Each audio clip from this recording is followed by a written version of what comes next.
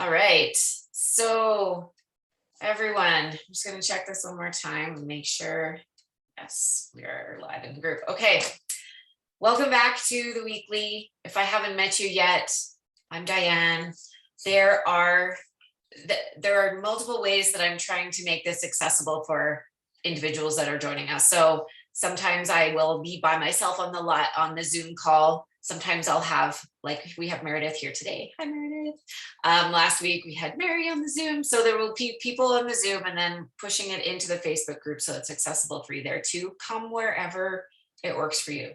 I kind of prefer the Zoom simply because it's my goal at some point to have people asking questions, to, if you want a little bit of coaching on something and you're comfortable sharing in this kind of a community, then that's something that can be accessible for you through the Zoom. It's harder for me to do in the Facebook, but that's just kind of like what I would like to have happen.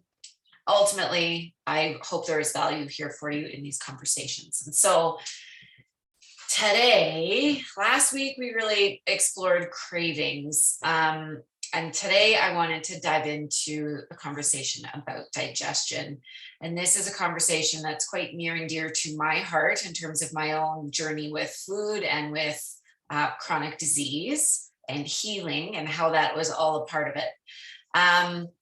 But I was thinking about, the things that I wanted to share, and thinking about just the lack of information, generally speaking, we get as, like, even growing up, about food, about nutrition.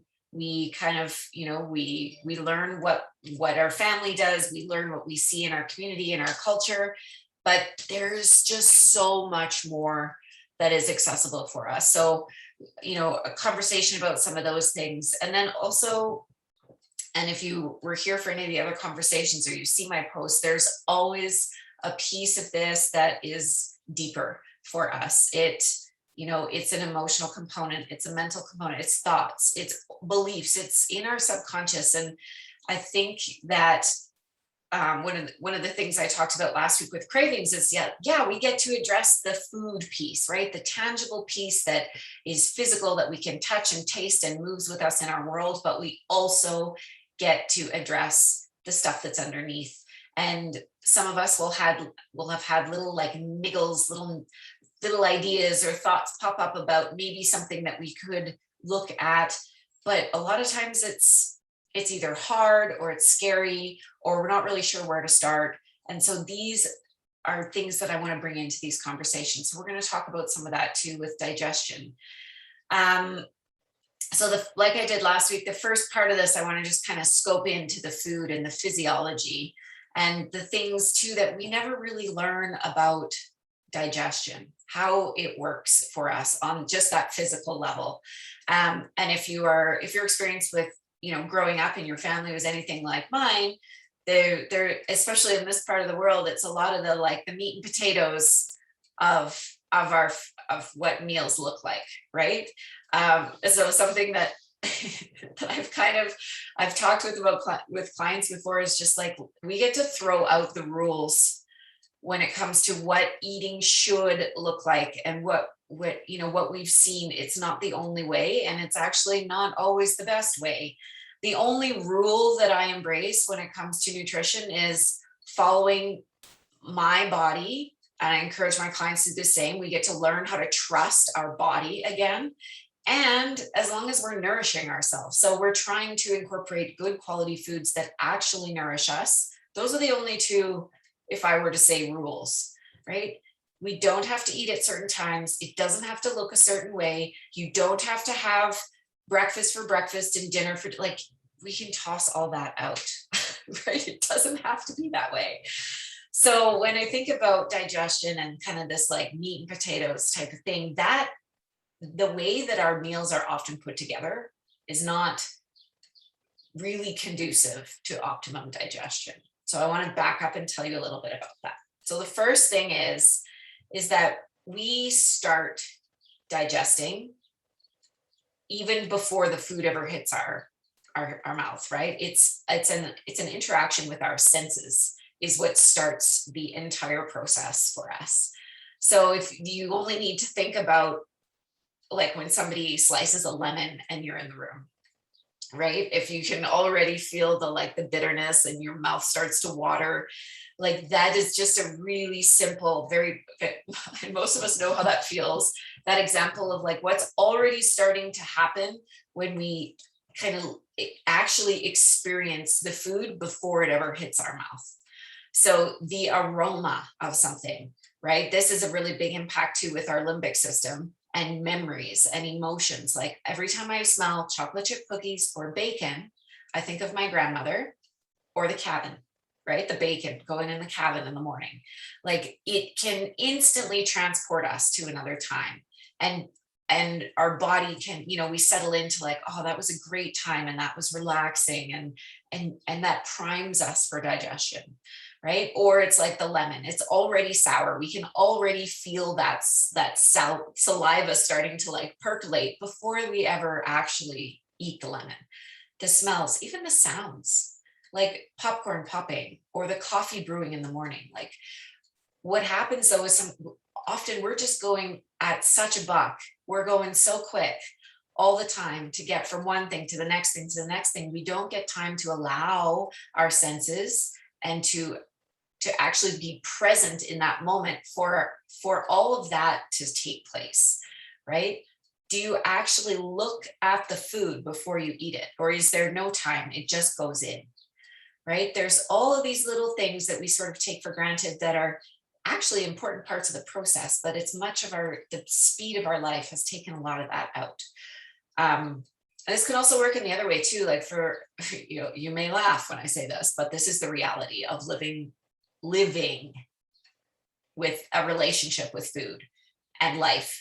My daughter, after her dance recital the other day, all she wanted was McDonald's. And so even though I didn't want to do it, we did it. We got McDonald's for her. She doesn't do it every day, whatever. Was releasing all the judgment on myself about that. Just move with it, flow with it. But I was trying to decide if I wanted it. Do I want to have McDonald's on the way home? We were driving, it'd been a long day. And I didn't order it. I was like, I'm going to wait and see how I feel once I smell it. And it wasn't actually the smell, but it was the look of the bun, of the burger. When she opened it, I was just like, nope, that's not what I want. But it was a visual cue for me that time. It wasn't the smell, just the look of the bun was not appealing. And so I drove to Booster Juice instead and got a smoothie, which was much more appealing. But again, it's this, if I had just been in the rush, I probably would have just got the burger, it would have been easy, we would have just gone home. But it's this, again, the moment, right? Where we can just come into a moment and perhaps ask a question or take a second to smell, to actually breathe in and smell, or to like imagine the sourness of the lemon. Were you going to say something, Meredith? Yeah, I think it's the relationship is the word too, because McDonald's, you know, all the advertising and yeah, as you say, the hype that we've lived with as it's developed through the years, it's the association. So as you say, she wanted it because she's however old she is, and that's what teenagers or young older children want, etc.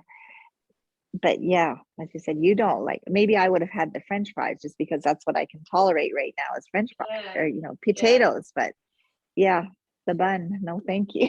Yeah, right. So it's interesting. Yeah. Well, and I appreciate your feedback. Like it's just, but again, it's that like if we're going so fast, I don't think we notice. And we just get into the zone, we just go. And then there's often like a hindsight that comes after, and we digest what we did, or we don't digest, and we, you know, kind of pack in some thoughts or some emotions that maybe aren't that beneficial for us. So anyways, this idea of allowing yourself to experience senses first before we actually even eat, and that is part of a digestive process that starts everything for us. When it comes to carbohydrates, that digestion, the physical digestion, actually starts in our mouth. So our saliva includes enzymes called amylase and lipase. So amylase digests starches and carbohydrates, And if, again, getting into the pace of things, right? Like, think about chewing. How fast, how complete or incomplete is your chewing? Are you chewing 3 times and swallowing down a gulp of food? Or is it like a liquid? Have you taken time to chew completely, right, before that goes down? So when we think about starches, the breads, the carbs, the pastas, the rice, even the vegetables, that digestion starts in the mouth. And if we aren't fully chewing our food, that makes our job in our stomach and in our intestines a lot harder for us. So we're not fully doing the job in the mouth, and then the rest of our body has to work harder. Fats also start that process in the mouth. Protein is different. Protein digestion happens in the stomach. And in order for that to happen, we have hydrochloric acid in our stomach. That is what breaks down proteins. And when we're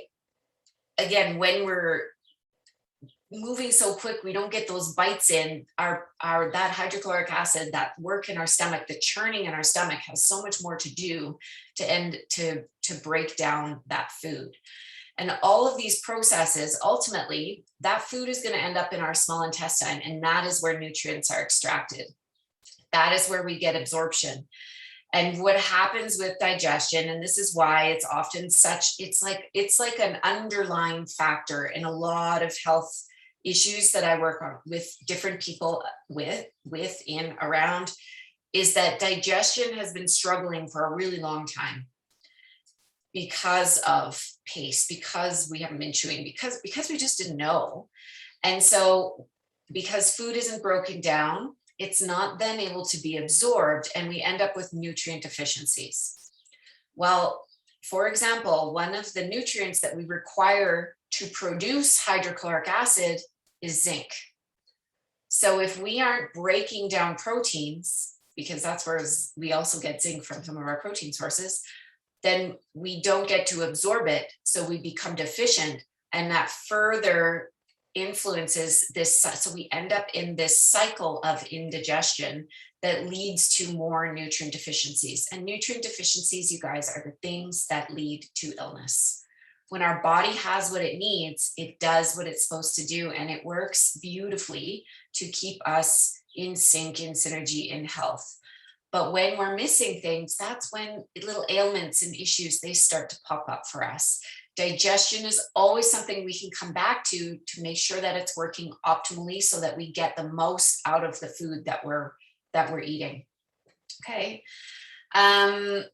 So it's funny because, this meat and potatoes reference that I started with, there's also, because we know that carbs start breaking down in the mouth and then in the small intestine, whereas proteins, they're mostly broken down in the stomach. Protein and fat take a lot longer to break down than our carbohydrates and our sugars do. So when we have a meal that includes all of them, we've got the potatoes, we've got the steak, we've got the veg, that's really straining on our system. And as things aren't fully broken down, then they're left to ferment in our gut. And that is where we start to see proliferation of unhealthy bacteria in the intestines, because there's this stuff that's just kind of left there that didn't get fully broken down. It can't get absorbed because it's too big. And the bacteria from our colon comes up and starts to work away at that. Then we get into like another host of problems in people that are dealing with irritable bowel disease, irritable bowel syndrome, like lots of gas and bloating. That kind of stuff can often be related to these carbohydrates, usually, that are left just kind of sitting in the gut that never got fully broken down. So one of the strategies, in addition to chewing, right, taking time to chew, one of the strategies we can use that really helps optimize digestion is simply food combining. So we consume foods together that digest at a similar pace together. So this would mean proteins and like cruciferous like colorful vegetables, or starchy vegetables like not starchy vegetables like squash, those kind of starchy vegetables, not the potatoes, not the rice, not the pastas, the breads. So protein and your colorful vegetables, they go lovely together. Okay. Or you could do something like the protein and so I did protein and veg. What am I'm getting my words mixed. Oh, sorry. Or fat and protein together. They also have a similar timeline in terms of digestion. So we don't get those things kind of left there. Or we can do something like potatoes, that starchy carbohydrate option with vegetables. They go well together. But we want to, again, avoid like the potato, the rice, the pasta with the heavy protein.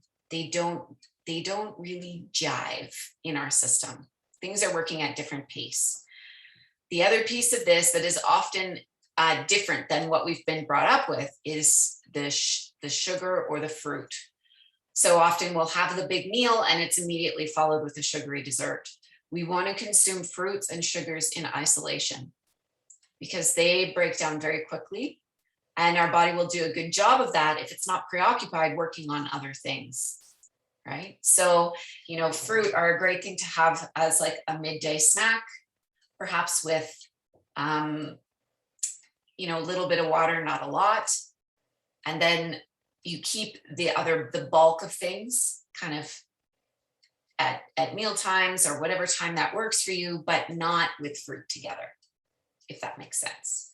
So that is another way that you can help your digestive process. If you have a meal that's really big and it's really heavy, you feel heavy after, it's kind of like a lump in your stomach, you maybe get tired after, just notice what was there and kind of extract a little lesson from that. Maybe next time you have one of those big sit down dinners, like leave the starch, the potatoey starchy option out, or the rice or the pasta. Can you sub something else in there, or just have the protein and the veg together?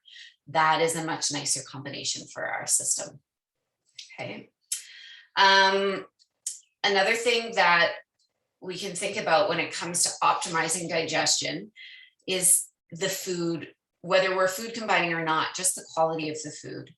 So the conversation getting into a little bit here is with enzymes. Okay, so our body has enzymes in it that we use to digest food, the amylase, the lipase.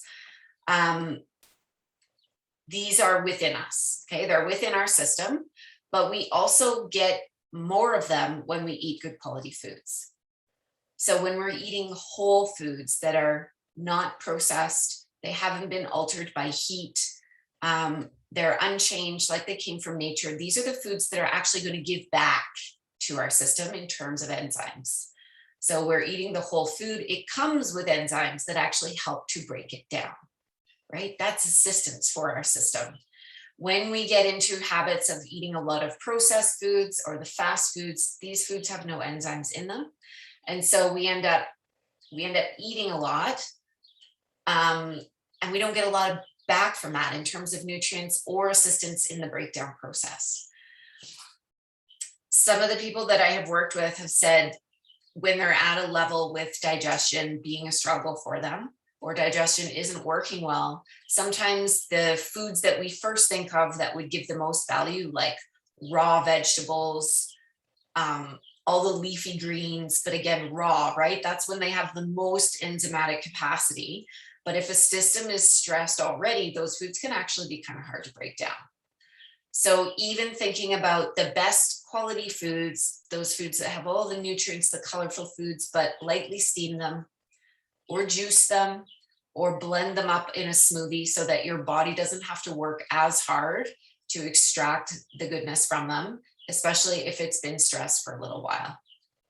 Okay, that was one thing for me, especially with colitis, like thinking about, okay, I need to get all the good, really want to give my body good foods, but there's no way that my system would have tolerated raw broccoli, like, or carrots. Like there's just no way. It was just way too rough.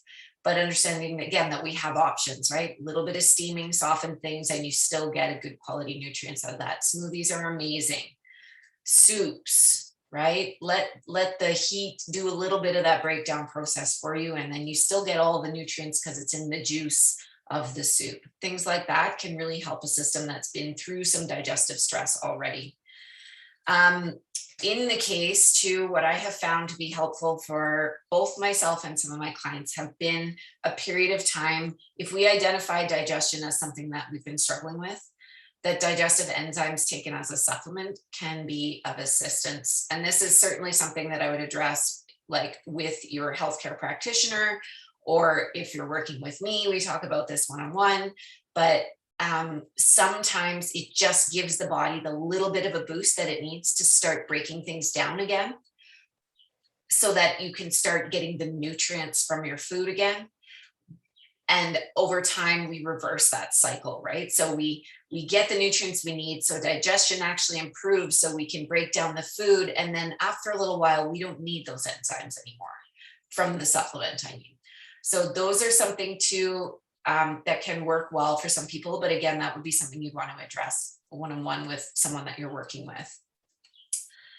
The other quick piece I mentioned really quickly, but I'll just kind of allude to it, is again, especially for protein digestion, this is happening in our stomach, right? We have hydrochloric acid in there, which is like an acid. We want it to be potent and breaking down that food for us so that we can extract all the amino acids that we need. When we consume a lot of water or a lot of liquid with our meals, we actually kind of dilute the HCl in our stomach, so the digestive capacity isn't as strong. So this is, again, if you're consuming, it's like the fruit piece. If you're consuming liquid, which you should be, great hydration, right? But we want to keep that outside of mealtime. You can have a little bit, but try not to guzzle like, your full, big, huge liter of water or whatever it might be while you're eating. Save that for sipping on in between meals. That will give you the kind of the best optimization there. So those were a few things. I do have a little graphic I'm going to share with you at the end, just about kind of highlighting some of those things, and you can take a little picture of them if that's a helpful reminder. But I wanted to get into a little bit more now about this idea of the time, right? The pressure of time, the go, go, go, the busyness of our days, and how that impacts things. And it was really my friend, a friend that I coach volleyball with, and he's a devout Catholic, and it wouldn't matter where we were. I've coached teams with him before. I worked summer camps with him in the summer. Everything going on around us is always loud and fast and hyped and energy. And it never mattered. I've watched him for years, that if it was a snack, like a granola bar, or whether he was sitting down to like a leftover lunch between sessions, he would pray. And I'm not, I'm very spiritual. I'm not a devout religious, I would say, but I always admired this in him. And then I realized that what I was really connecting to for me was this period where he was grateful for the food that he was eating, the period that he took to slow down. And I watched him breathe while he prayed. And from my scope, breath is a way that we can stimulate our rest and digest, our parasympathetic nervous system, so that we relax, right? So if you've heard of fight or flight before, right? The go, go, go, worried, scared, threatened. This is not when digestion happens. When our body is trying to protect itself, digestion is not important. So it shuts it off, right? It shuts it off. It's not necessary if we're getting eaten by a tiger. We're trying to fight and stay alive, okay? But breath, gratitude, just taking a moment, these are all signaling to our body that we are ready to rest and digest. And this is when digestion happens. So I always just admired him. He took this time, and that's what I really connected with, was the time, and he's breathing and he's grateful for his food. And how is he going to feel when he eats this meal, right? He's calm. He's like centered. He's grounded. He's appreciating this food that he's putting in. And that's always just been I can see him in my mind right now, just enjoying that. And this is something, whether you pray or whether you just take a moment to sit, to take 3 full breaths, unrushed, slow, complete, like filling from belly to collarbones, allowing the shoulders to drop when you exhale, like just breathing, that you actually turn on your body's ability to break down food. And this is such a big piece of what is missing for us, most of us, all the time, because it's always rushed. I mean, I can even think of like when we have people over for dinner, and you got things going out on the table and you got to get everyone settled and you get it right. Unless you take time before to take a breath by yourself in the kitchen, or to sit with your family and take a breath together, or pray, like we don't get that opportunity to just relax, shut off, just come back, right? And this is such a big thing. And it is as simple as 3 breaths. And can we give ourselves enough priority in our own world to do that for ourselves? Knowing that really that ultimately takes maybe 1 minute, maybe if you're breathing really slowly. And how is that 1 minute, can you take that 1 minute out of the craziness of your day and give it to yourself? Yeah, we absolutely can. But this is where there's all these stories about, all the things we have to do and the way that we have to show up and everything we have to do for everyone else that gets in the way. This just gets to be for us so that we can really nourish ourselves. And it starts with, I get to breathe so I can digest, so I can actually use this food that's coming to me that I'm so grateful for. This is a piece, I think, that just develops within us over time and with practice. So, there are going to be days like after you leave this call, if you go away and you have a little like light bulb moment where you think about, oh yeah, like I'm always running before I eat. Maybe I'll just try those 3 breaths. You might do it for a couple times, and then you're going to have a few days where you forget. And then something is going to remind you and you're going to bring it back. And you'll do it again a few times and then you'll forget, right? And it's just this process of continuing to come back and being committed to doing things for yourself that enhance your experience in your body, with your body, and with food. And it doesn't always have to be super complicated. But because of how we've been programmed, it does take practice. It does take time to bring in these little habits. But it could start as simply as that for you. 3 breaths. What are you grateful for? And then allow your senses to be tantalized before you take that first bite. See how that food tastes in your mouth when you start to eat it. I'm sure that you will have a really cool experience with that. We also got, so last week, the piece about the emotional piece around cravings, we got into some discussion around shame and guilt, right? Around cravings that we have, and perhaps when we succumb to them, and all the stories that we tell ourselves about those things, right? If you weren't here for that chat, that go listen back on that, because there's so much exploring there that we can do for ourselves. When it comes to digestion, the emotion that one of my favorite books refers to it as the demon of this center of our body, like our solar plexus, this belly.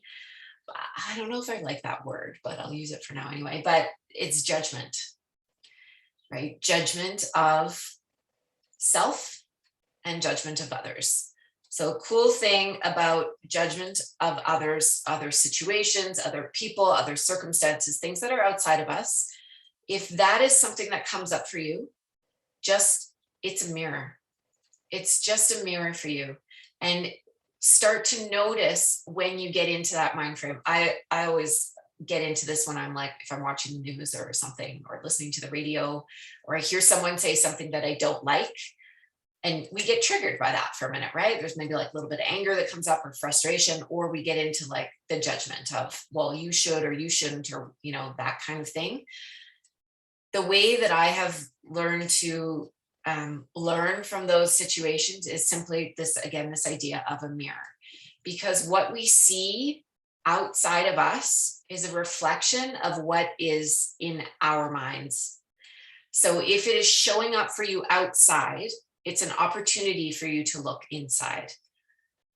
Okay. And there's not anything good or bad or anything about that. That's just, consider that an invitation, and a way for you to digest some of those emotions that you might be projecting outwards at people or situations or things going on. Okay. If there's judgment in there, you get to look at it, and it's going to give you clues about yourself. Okay. Without any good or bad attached to it. However, one of the other big pieces for us with judgment is often of ourselves. Okay. Judgment of the self. And the word should comes up. I should do this, or I shouldn't do this.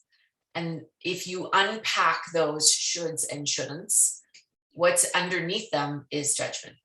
It's, you've made it mean something about yourself. And so if you do it or you don't do it, then there's a piece of you that is judging that action.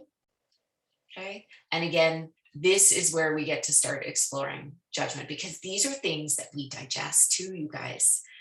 It's not just the physical digestion of food that impacts our wellness. It's our digestion of thoughts and beliefs and emotions. We have like 60,000 thoughts a day. 60,000. Most of them we aren't even aware of, or like our brain couldn't run efficiently and process that much information. It's all done in our subconscious. But 60,000 thoughts, and consider how many of those are things that are in support of yourself, or are they shoulds and shouldn'ts that are sitting on judgment of self.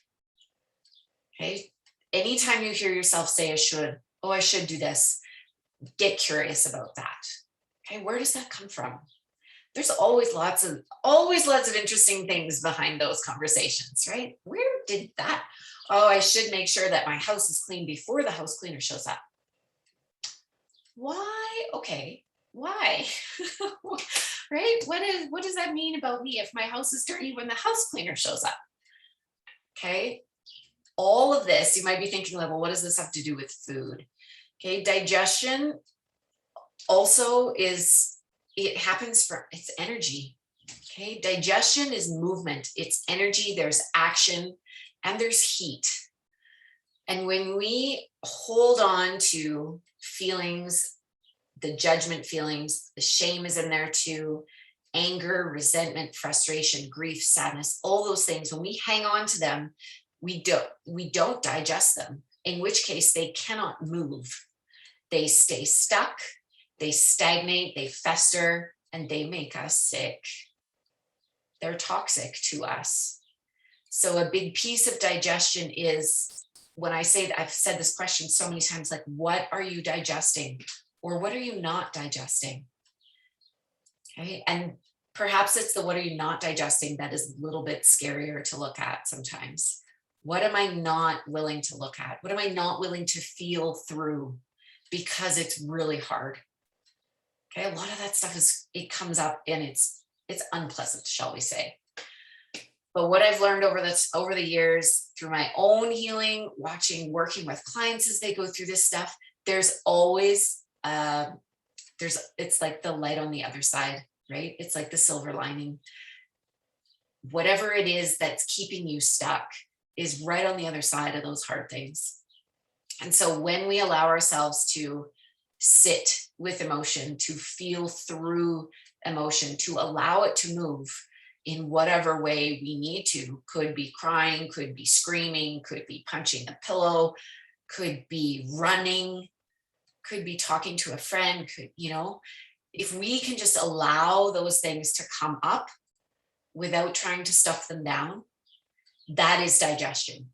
Okay, that is movement. That is energy moving, emotions moving, and then they start to move and they churn and we release them. And then they aren't sitting stagnant in our system like those undigested pieces of food in our gut. It's the same thing. One is food, one is energy, but you know what? It's all energy. So there you go. This is always interesting to me when working with people one-on-one, like they come because of food. the conversation is, oh, I need to change my relationship to food, or I need to address this ailment with food, or, that's what we see. It's like the tangible piece in front of us, the thing that we can hold on to or change. But so we talk about food and we strategize and we bring in foods that help us, and we maybe take some things away for a time that aren't serving us, and we do that together. But always the conversation, the things we spend most of our time talking about, is this stuff underneath, because nobody wants to talk about it. And it's the stuff that's been stuck for a really long time. Okay, so if digestion is the thing for you, yes, the food piece. And just even today, quickly going through, there are things you can do. Try tweaking what foods you're eating together. Take some breaths, chew completely, water between meals, right? Like actual strategies.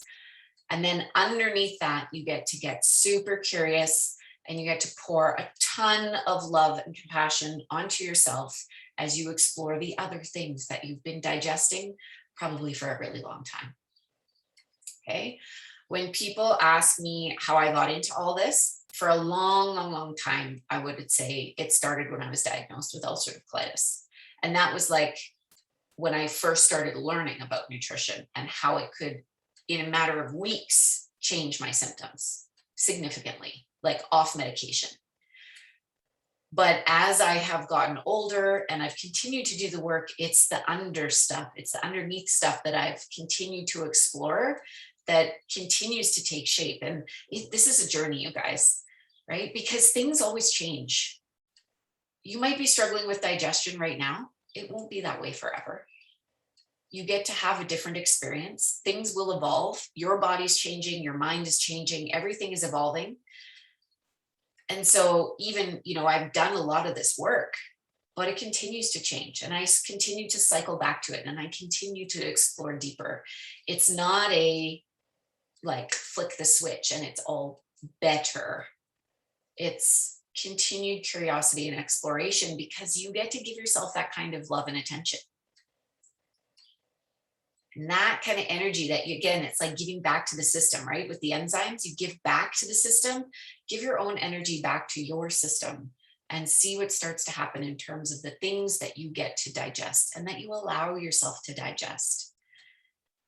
Okay, the other piece that comes up big in terms of where you think about digestion happening in the solar plexus area, the belly, right, is like belief in self. It's confidence. It's autonomy. It's your personal will. And it is 100% trusting yourself, right? And a lot of times we've learned not to trust ourselves, because we follow the shoulds. We do the things that we're supposed to, even when sometimes we have the niggle inside that says, I don't really know if that feels right. Right? We stuff that down, and we get we're pretty good at that. People that tell me, they're like, well, I don't really know. I don't know what my body's telling me, or I don't know what this intuition thing is that people are talking about. You already have it inside of you. It is there. It's there for all of us. It's just that we haven't practiced it, right? It's like getting good at anything in your life. So when you have a thought or a feeling, it will be different for some of us, but it sometimes for me just comes up as like a little niggle in my mind. Little like, oh, well, what about that? Like, what if you followed that?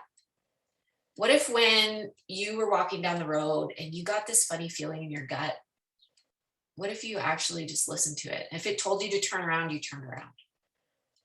Like, just what if, right?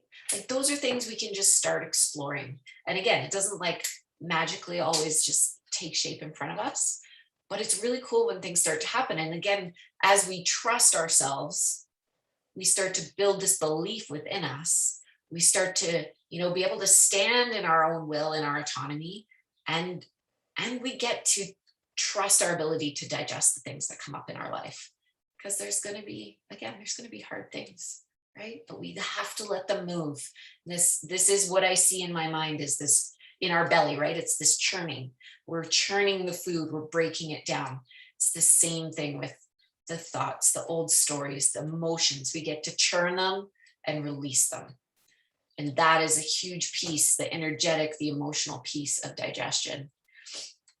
So if you are exploring journaling at all, it's a tool that I think I mentioned this last week, but this was actually prescribed to me from a naturopath when I was in my 20s, 20 minutes of journaling every day, because of its ability to help us digest what's going on and get it out, right? You can write anything you want on that page. You can burn it after. Nobody ever has to see it. It's such a release. But things that you could particularly journal on if you want to dive into this is to ask yourself, like, what am I digesting? What are the emotions that have maybe been in there for a while, or the thoughts that haven't been serving you and they're on replay? Like, what are you breaking down? Or what are you not digesting? What are you not allowing yourself to look at? And why? What's causing that block? Another thought that came up just before I came on here is this question. Just asking yourself, what is true for you? What is true? Right? What is this like feeling that comes up that, gives you a little message? Like, that is true. That is true. What is your purpose?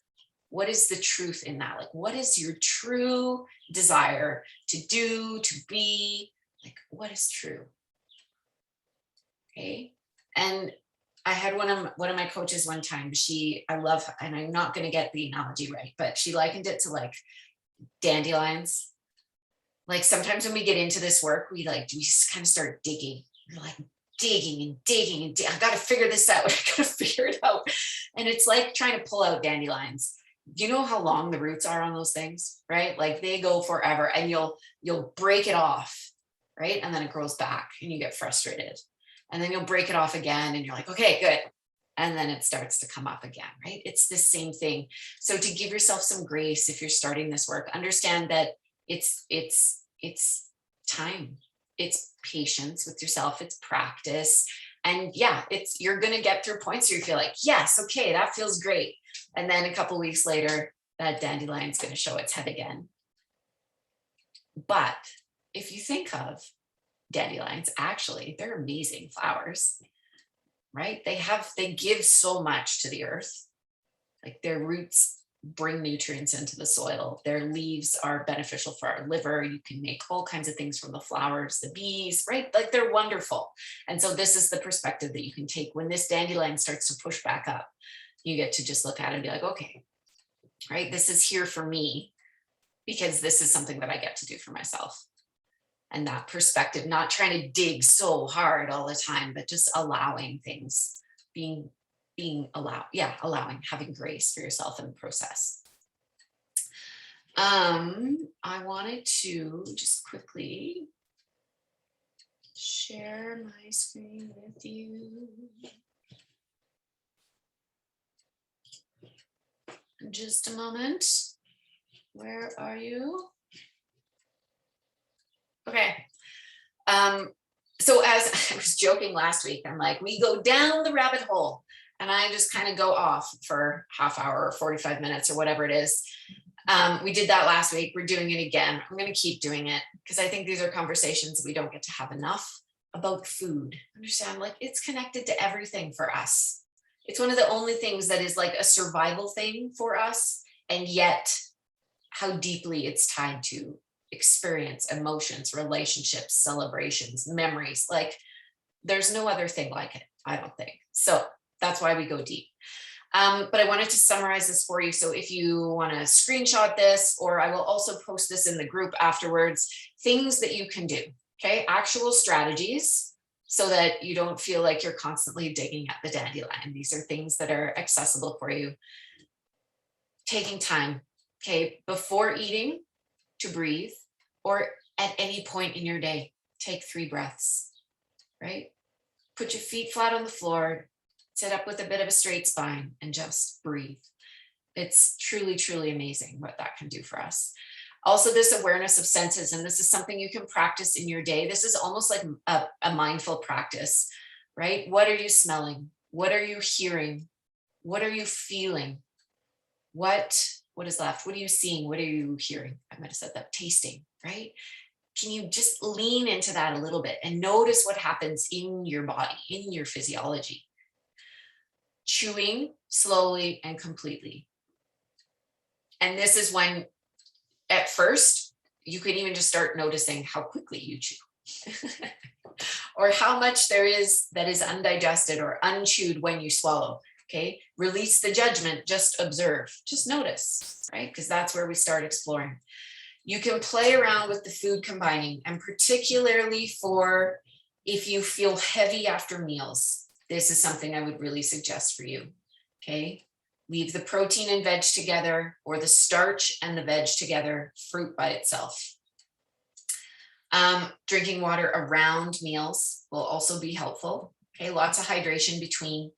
And the one I missed in there is also food rotation. I don't know if we actually talked about that while I was rambling on about things, but food rotation is just eating different things. So like every 3 or 4 days, you don't have yogurt every day for breakfast. You have yogurt, you have eggs, you have a smoothie, you have an apple with peanut butter, and then you have yogurt, right? So that your body is getting a break from breaking down the same foods all the time. The conversation around the good quality and organic if you can, although I know food prices are a challenge right now, but it's gardening season. So maybe you grow some of your own food. Organic foods have been less tampered. They haven't sat on the shelf as long. They have more enzymatic capacity inside them. They will support your digestion and nutrients inside of them. If your digestion is feeling a little bit compromised or strained, think about juicing. Okay, not juice from a container at the store. You can juice your fruits and your vegetables, lightly steam your vegetables or blend them. Get into some smoothies, make some soups, and this will it'll make your digestive churning not have to work so hard.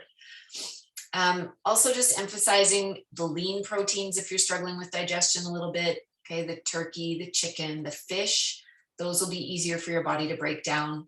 And healthy fats. So things like avocado, coconut, good quality oils like olive oil, avocado oil, coconut oil, those kinds of things will be easier for your body to, and also give you some things back.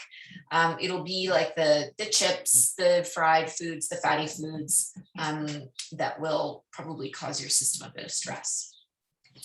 Digestive enzymes, something to explore. If you want to have a chat about that, we could have a quick conversation if that's something you have questions about. Can be a really useful tool to break that cycle of indigestion.